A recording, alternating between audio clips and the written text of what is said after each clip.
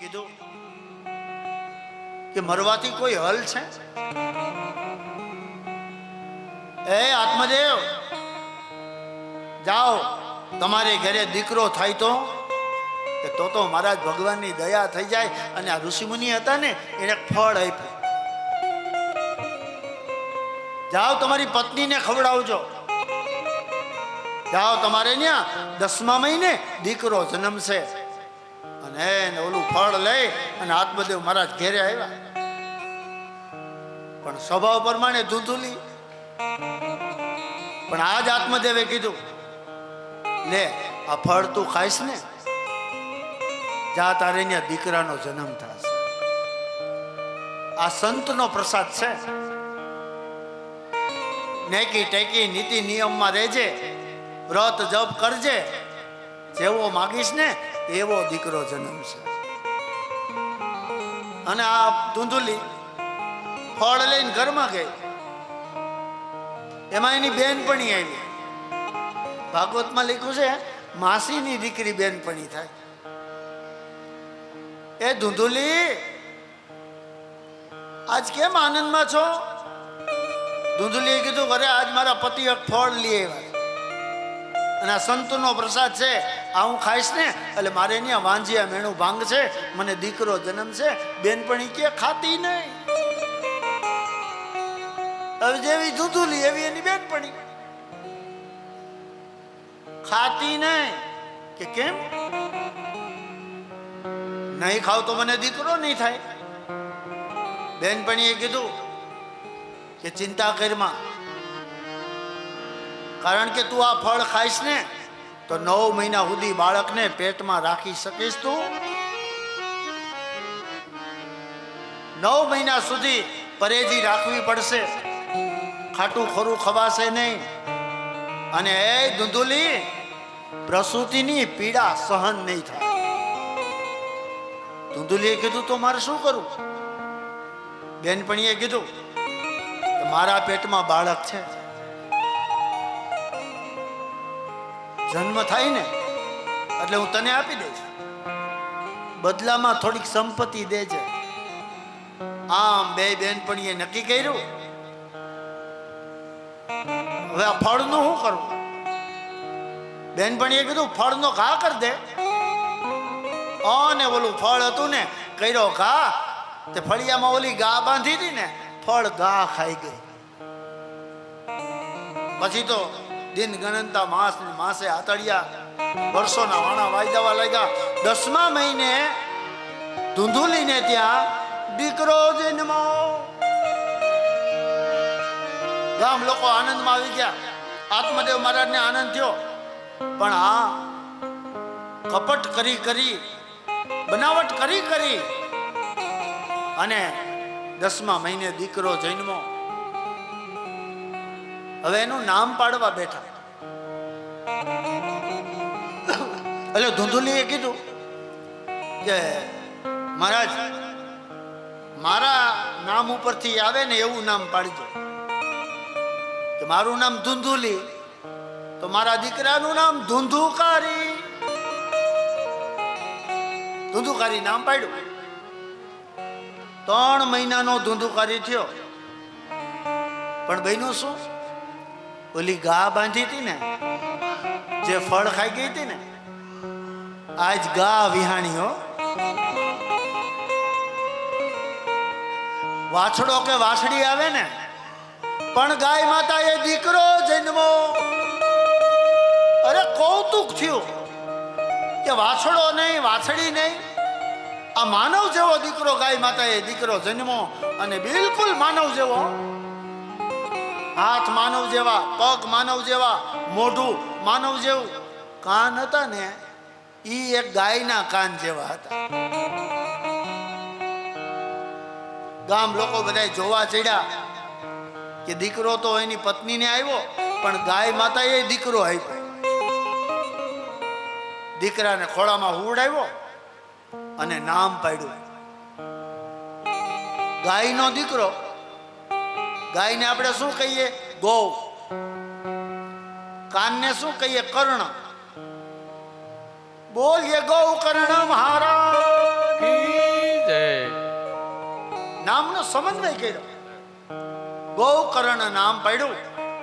ધીમે ધીમે ધીમે બે દીકરા મોટા થયા, પણ એક અધર્મના માર્ગે આવેલો અને એક ધર્મને માર્ગે આવેલો. ગૌકર્ણ મારા તો વિદ્વાન બન્યા, 4 વેદ શાસ્ત્રોને ભણવા લાગ્યા, અને ધુંધુકારી હાય હોય બળતરા અને ગજબ પાથે ગુજારી અને પાપનો ઘડો ભરવા લાગ્યો. એકવાર શું બન્યું, ગૌકર્ણ મહારાજે એના પિતાજીને બોલાવ્યા. પિતાજી, જાઓ, હવે તમે તમારા આત્માનું સાર્થક કરો. જાઓ, હવે તમે કર્મના બંધનમાંથી છૂટી જાઓ છો. આત્મદેવ મારા તપ કરવા નીકળી ગયા અને ગૌકર્ણ મારા 4 ધામની યાત્રા કરવા નીકળી ગયા. તો ઘરે કોણ વધ્યું?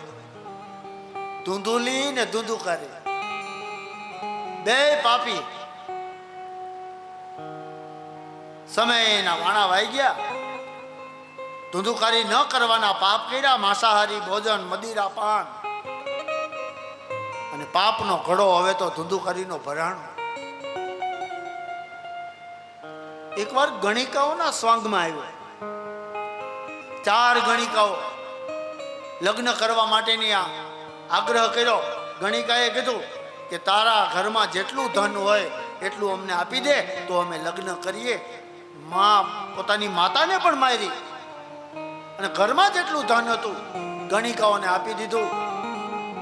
મોટા નગરમાં ચોરી કરી, ચોરેલું ધન ગણિકાઓને આપ્યું. ત્યારે ગણિકાએ કીધું કે હવે આની પાસે કાંઈ નથી, હાલો આને મારી નાખ્યો. કારણ કે રાજાને ખબર પડશે ખજાનાનું ચોરેલું ધન આપણી પાસે છે તો આપને મોતની સજા થશે. બરોબર રાતના 12 વાગ્યા અને 4 ગણિકાએ ભેગી થઈ અને ધુંધુકારીના પગ બાંધ્યા અને મારવામાં આવ્યો. ગળે દોરડું બાંધવામાં આવ્યું, ઊંધો ટીંગાડવામાં આવ્યો, પણ કોઈ વાતે ધુંધુકારીનો જીવ નથી જતો. કારણ પાપી આત્માનો કોઈ વાતે જીવ ન જાય. પુણ્યશાળી આત્મા મરે ને તો ખબર ન પડે કેવી રીતે વિયા જાય, પણ પાપી આત્મા તો બહુ દુખી થાય. ગળે ટૂંપો દીધો તો જીવ જાતો નથી. અંતે ઓલી ગણિકાએ શું કર્યું? પગ ઊંધા ટીંગાડ્યા, માથું નીચે અને નીચે અગ્નિ તાપ કર્યો. જીવતે જીવતો ધુંધુકારીને બાળે છે, બચાવો બચાવો, અને મરતો જીવ પાણી માગે. આ ધુંધુકારી પાણી પાણી, પણ પાપીને પાણી ન મળે. પુણ્યશાળી હોય તો ગંગા યમુનાના જળ મળે છે. પુણ્યશાળી મરે તો ભગવાનના પાર્ષદો લેવા આવે. પાપી આત્મા મરે ને તો યમના દૂત લેવા આવે, અને યમના દૂત છાનુમુના નો આવે, એ તો ઢોલ વગાડતા વગાડતા આવે. હા, ને ધુંધુકારી યમના દૂતોને જોઈ ગયો, મને બચાવો, પાણી પાવો, અને ધુંધુકારીના જીવને લઈ અને યમના દૂતોએ એને હથેળીમાં રાખ્યો. બાપ, આપણા 3 પ્રકારના શરીર છે. એકને સૂક્ષ્મ શરીર કહેવાય, એકને કારણ નામનું શરીર કહેવાય, અને એકને સ્થૂલ નામનું શરીર કહેવાય. તો સ્થૂલ કોને કહેવાય? અત્યારે આપણે જે બેઠા છીએ ને, હાલીએ ચાલીએ બેસીએ, આ સ્થૂલ શરીર છે. સૂક્ષ્મ કોને કહેવાય? આપણા દેહમાંથી જ્યારે પ્રાણ નીકળી જાય અને આપણી બોડી પડી હોય ને, લાશ, એને સૂક્ષ્મ શરીર કહેવાય. કારણ કેને કહેવાય? કે આ દેહમાંથી એક જીવ રાજા નીકળે છે, દેખાતા નથી, કારણ કે એનું નામ કારણ. આપણે આમ દીવો પ્રગટાવીએ, અંગૂઠા જેવડું રૂપ દેખાય, અંગુષ્ઠાભ્યામ. અને એ અંગૂઠામાં હથેળીમાં દીવાની જેમ આમ પ્રગટે યમના દૂતના હાથમાં. આવું કારણ નામનું શરીર, સૂક્ષ્મ શરીર, સ્થૂલ શરીર અને કારણ નામનું શરીર. કારણ નામનું શરીર છે ને દેખાય નહીં. બધાયના શરીરમાં આત્મા છે ખરા, પણ હજી સુધી કોઈ દેખા નથી. અને સૂક્ષ્મ શરીર, જે માણસ મરી જાય ને પછી એને આમ અડાય નહીં, એની ઉપર ઓઢાડેલા ખાપણને પણ અડાય નહીં. શાસ્ત્ર નિષેધ બતાવ્યો છે. અને કદાચ ભૂલે ચૂકે અડાઈ જાય તો આવીને ઘરે ઠંડા પાણીએ સ્નાન કરવું પડે. સૂક્ષ્મ શરીર છે. એટલે તો આપણા વૃદ્ધોએ શમશાન યાત્રામાં જે જાય ને એ ત્યાં તો સ્નાન કરે, ઘરે આવી નહીં કરે. શું કામ?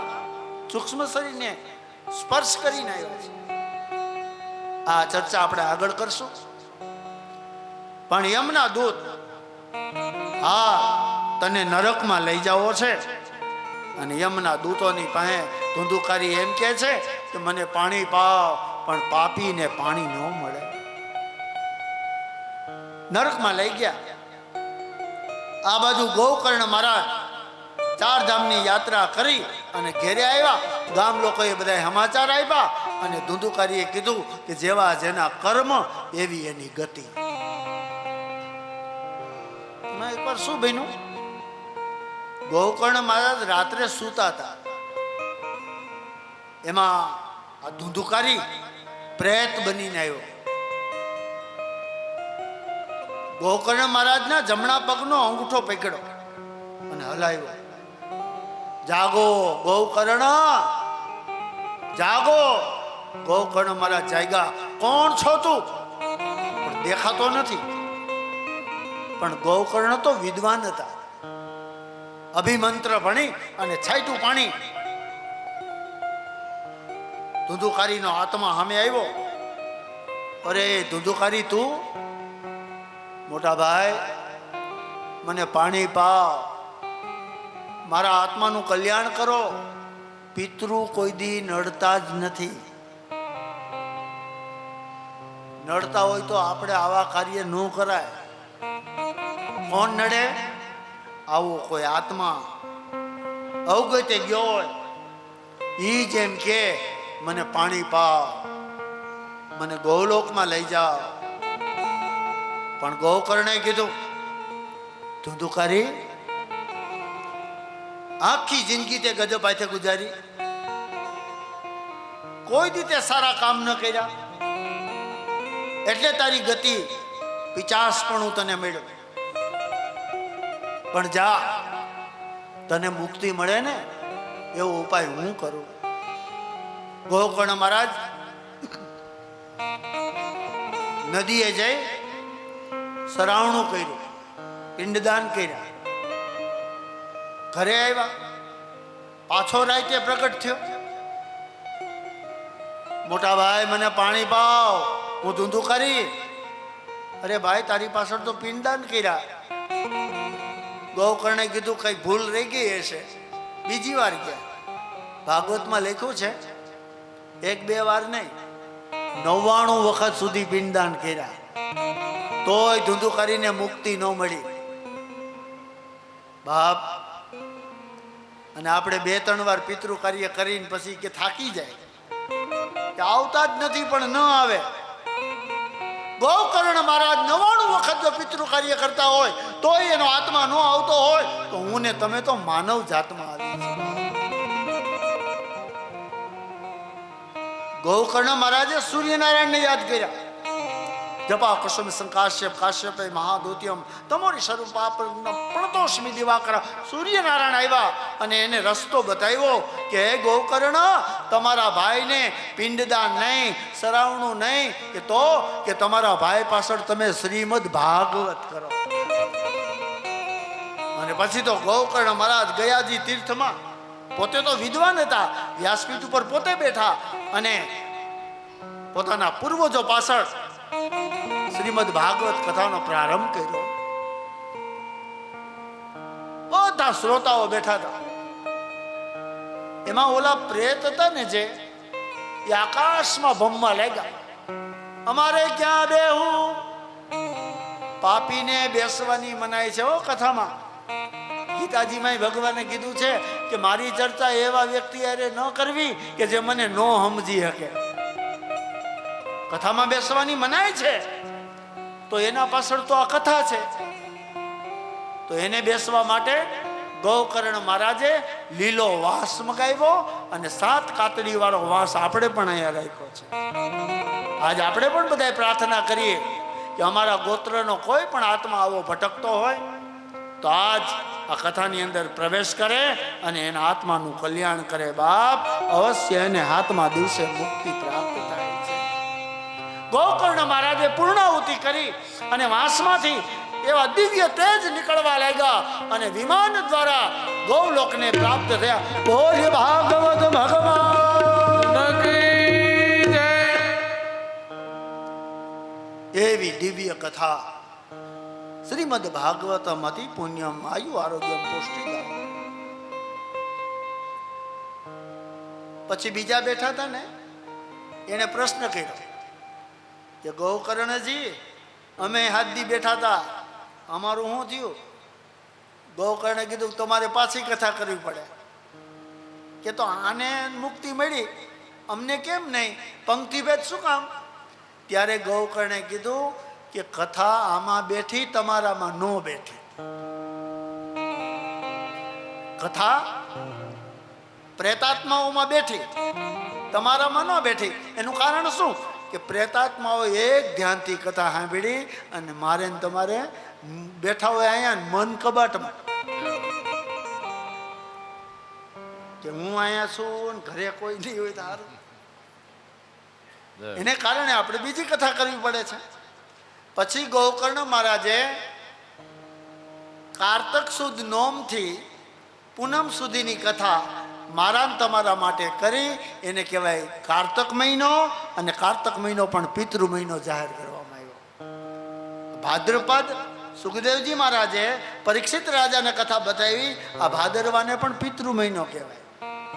અને આગળ કથા આવશે સોનકાદિક ઋષિ, જેને બ્રહ્માજીને કથા સમજાવી. ચૈત્ર સુદ નોમથી પૂનમ, આ 3 મહિનાને પિતૃ મહિના જાહેર કર્યા છે. બાપ સુત નામના પુરાણી કહે છે કે હે મુનિવર, જેનામાં ભક્તિ આવે, જેનામાં જ્ઞાન આવે, એને વૈરાગ આવતા વાર ન લાગે. હવે જે કથા આવે ને એ ભક્તિ, જ્ઞાન અને વૈરાગ્યની કથા છે. આવી રૂડી કાયા આપી છે. આવો રૂડો માનવ દેહ મેળો છે અને હું તમે આવ્યો એના બળતરાને માર્ગે ચાલશું તો પછી મુક્તિ કોણ પાવશે? એટલે અહીંયા કહ્યું પ્રથમ ભગતિ સંતનું કર સંગા. પ્રથમ ભગતિ સંતને કર સંગા. પ્રથમ ભગતિ સંતનું કર સંગા.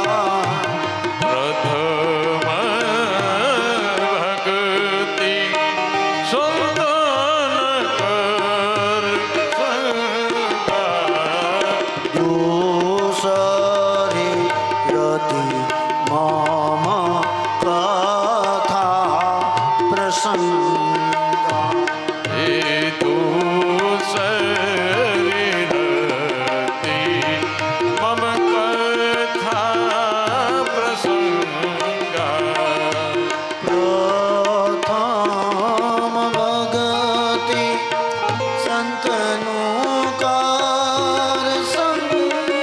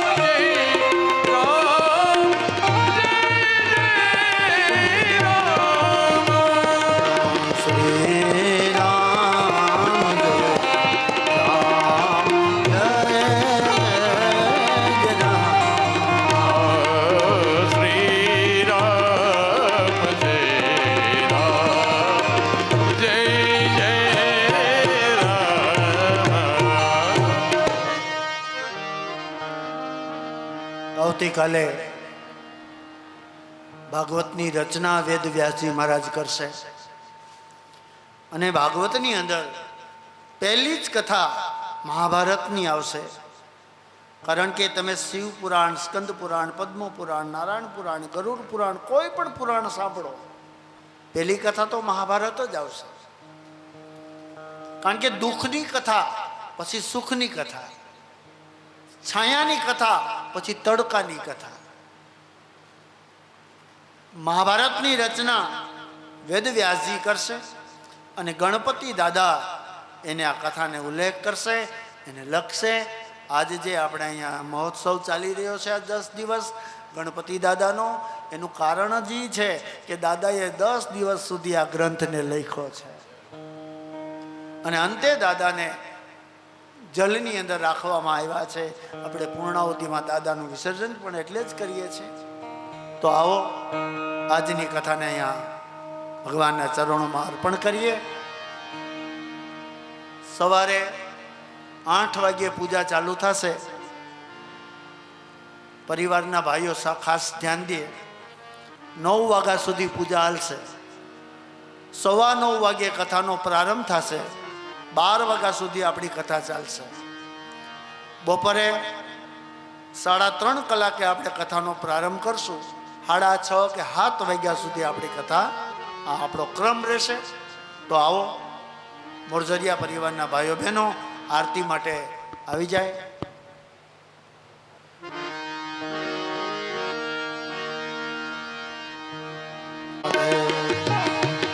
જય રાધે જય રાધે જય રાધે જય રાધે જય રાધે જય રાધે જય રાધે જય રાધે જય શ્રી કૃષ્ણ બોલો જય રાધે જય શ્રી કૃષ્ણ બોલો જય રાધે જય રાધે જય જય જય રાધે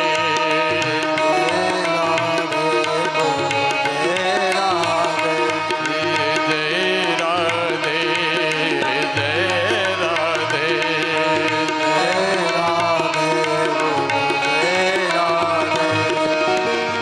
જય શ્રી કૃષ્ણ બોલો જય રાધે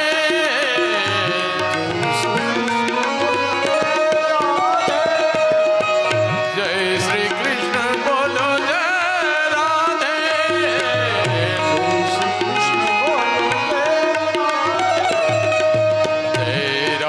રાધે જય રાધે જય રાધે જય શ્રી કૃષ્ણ બોલો જય રાધે જય શ્રી કૃષ્ણ બોલો જય રાધે જય શ્રી કૃષ્ણ બોલો જય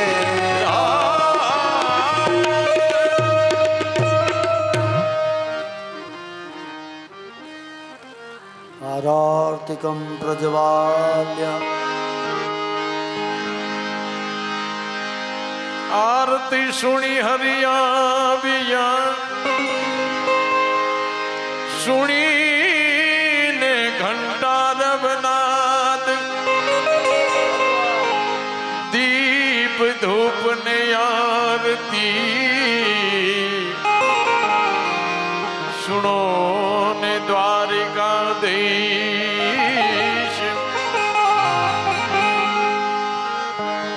એ માટે 4 જુગની આરતી ઉતારો રે 4 જુગની આરતી ઉતારો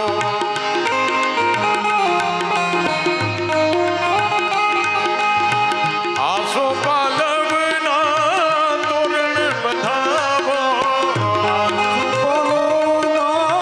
તોરણ બધાવો માટે 4 જુગની આરતી ઉતારો રે 4 જોગની આરતી ઉતારો પહેલા જુગની આરતી બલિરામ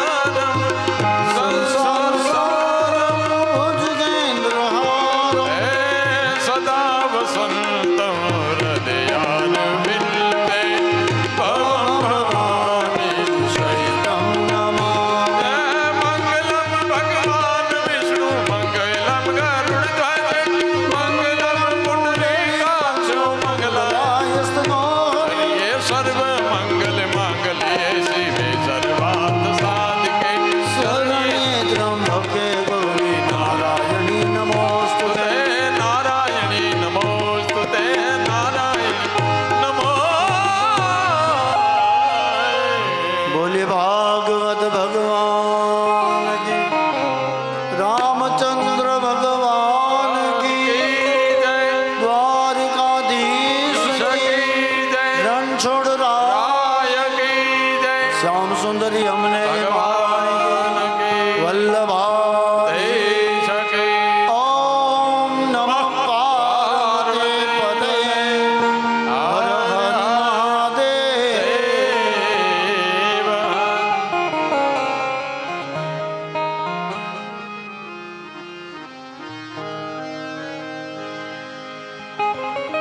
નમો ભગવતે વાસુદેવાય. ઓમ નમો ભગવતે વાસુદેવાય. વાસુદેવાય હરિ વાસુદેવાય. વાસુદેવાય હરિ વાસુદેવાય. વાસુદેવાય હરિ વાસુદેવાય. વાસુદેવાય હરિ વાસુદેવાય. માટે ઓમ નમો ભગવતે વાસુદેવાય. ઓમ નમો ભગવતે વાસુદેવાય. ઓમ નમો ભગવતે વાસુદેવાય. ઓમ નમો ભગવતે વાસુદેવાય. શ્રી કૃષ્ણ ગોવિંદ હરે મુરારે. શ્રી કૃષ્ણ ગોવિંદ હરે મુરારી. શ્રી કૃષ્ણ ગોવિંદ હરે મુરારે. હે નાથ નારાયણ વાસુદેવ. હે નાથ નારાયણ વાસુદેવા. હે નાથ નારાયણ વાસુદેવ. ગોવિંદ જય જય ગોપાલ જય જય. ગોવિંદ જય જય ગોપાલ જય જય. રાધા રમન હરે ગોવિંદ જય જય. ગોવિંદ હે ગોવિંદ હે જય જય. બહુ સરસ. ભાગવત ભગવાન. ફરી આપણે સવારે 9:15 કલાકે આપ સૌ પધારી જજો અને દિવ્યથી દેવીય પ્રસંગો આપણે લેશું. રાજકોટથી પધારેલા બધા આપણા આ સંગીત ટીમ, એમાં તબલા ઉપર અમારે વિમલ બાપુ કુબાવત, અમારા રાજકોટનું ઘરેણું છે, જોરદાર તાલીના ગડગડાથી વધાવો. હાર્મોનિયમ ઉપર અમારે રાજુ બાપુ કુબાવત, એમને પણ જોરદાર તાલીના ગડગડાથી વધાવો. અને જીતુભાઈ ઝાલા એ પણ બેન્જો ઉપર બેઠા છે, એમને પણ જોરદાર તાલીના ગડગડાથી વધાવો. સાઉન્ડ સિસ્ટમ અમારે હરેશભાઈ શિયારા અને આચાર્ય પદે પ્રતિકભાઈ જોશી, દર્શનભાઈ મહેતા, એમને પણ જોરદાર તાલીના ગડગડાથી વધાવશું. અસ્તુ. જય શ્રી કૃષ્ણ.